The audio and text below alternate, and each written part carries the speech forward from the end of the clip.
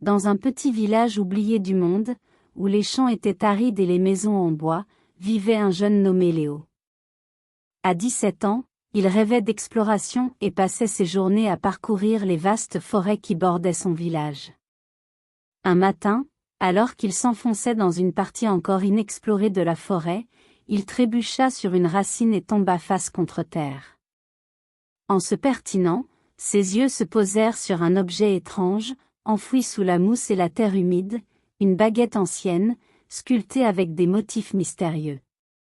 Intrigué, il la ramassa et sentit immédiatement une énergie parcourir son corps.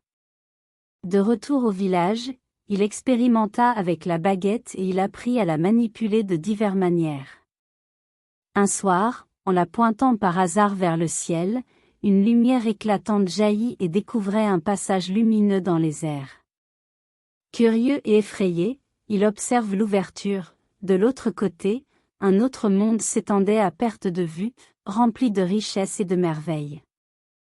Petit à petit, Léo apprend à maîtriser la baguette.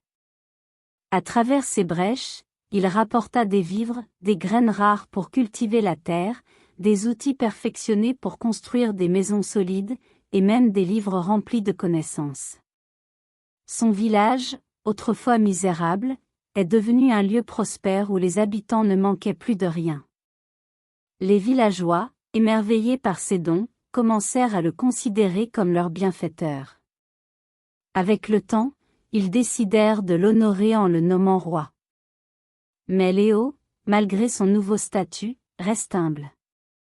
Il savait que son rôle était d'aider son peuple et non de le gouverner avec autorité et donc, il fit de son mieux à rendre les villageois heureux.